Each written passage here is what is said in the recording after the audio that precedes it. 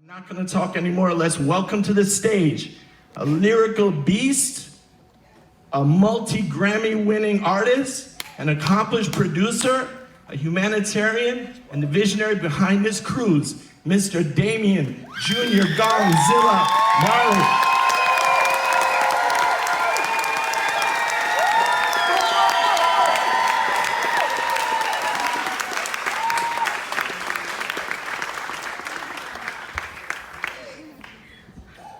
So just position the locks in a comfortable fashion there.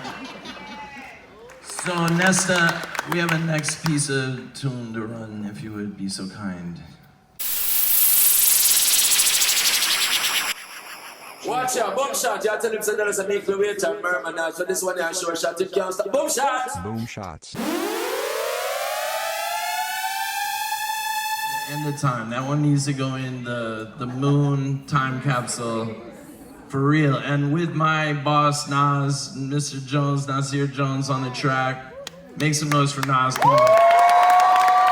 That combination shocked the world, and we're coming up on the 10-year anniversary, right? Because that was 2010, so it's now 2020. At the time, that shocked everybody because, you know, hip-hop dancehall collabs had become almost like a box that people tick on their marketing plan, right? You know, it's like, oh, we're gonna do our reggae joint and whatever, but you all locked in, and it wasn't just like obvious samples. You were doing like Ethiopian jazz and whatever that was right there. Like it was, you took it to another place.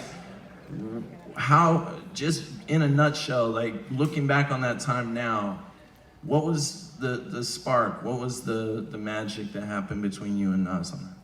I love you, Damian. A lot of love in the room, right? Thank you. You know, that's the way Jah planned it, you know?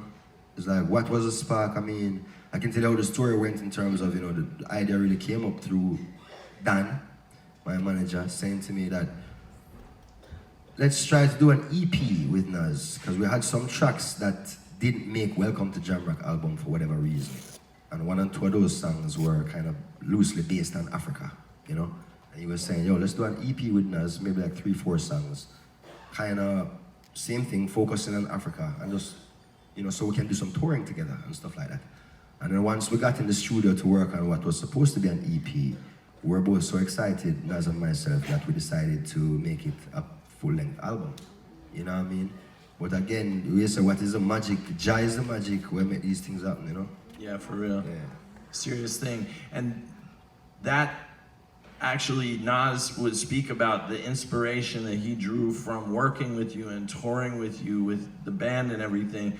When he went ahead and did his next album, Life is Good is still one of the classic Nas joints. And he said in an interview that I worked on, you know, I was inspired, I was sparked by what me and D were doing. You know, that fire kept blazing. Yeah, I mean, the actual title of the album, Life is Good, is actually, I want to tell you this because on tour, you'd always say that, you know, life is good. I said, what going on? Oh man, I'm chilling. Life is good, bro. I playfully said to him one day, you should name your album Life is Good. See, Album is named Life is Good. so said, so done. Amazing.